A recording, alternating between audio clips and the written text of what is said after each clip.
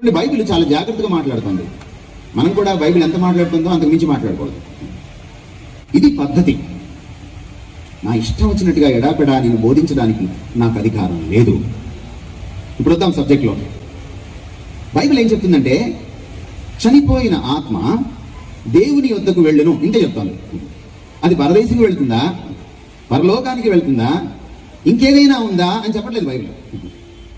Bible ఇంకా ఏం చెప్తుందంటే, ఆయన తీర్పు తీర్చినప్పుడు గొర్రెలను మేకలను వేరు చేస్తాడనుంది. నరకం ఇప్పటికే ఉంది. It is in existence. ఎందుకంటే నరకం మనుషుల కోసం చేయలేదు. ఆయన పడిపోయిన దేవదూతల కోసం చేశాడు. అందులో పడవేయబడుదురు అన్నాడు యేసుక్రీస్తు వారు సువార్తల్లో మీరు చదివితే. అంచేత నరకం ఉంది, కానీ నరకంలో ఇంకా పడవేయడం లేదు. ఎప్పుడు వేస్తాడు? అంతిమ తీర్పు జరగాలి. ద ఫైనల్ జడ్జిమెంట్ ఎప్పుడైతే వస్తుందో అప్పుడు ఆయన డిసైడ్ చేస్తాడు ఎవరు ఎక్కడికి వెళ్ళాలి అని. మరి ఈలోపు ఎక్కడ ఉంటారు? దేవుని ఆధీనంలో ఉంటారు. ఎలా ఉంటారు?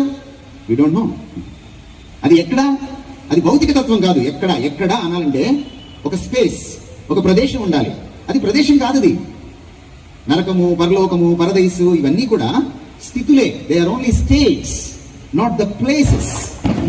Please understand this. ఎందుకంటే అవి భౌతికమైన విషయాలు కాదు. అందుచేత ఇటువైపు పరదేశం ఉందని, అటువైపు పరలోకం ఉందని, మరొక వైపు నరకం ఉందని మీరు చూపించలేరు. అది స్థితి మాత్రమే. అది మనకు అక్కడికి వెళ్తే గానీ అర్థం కాదు.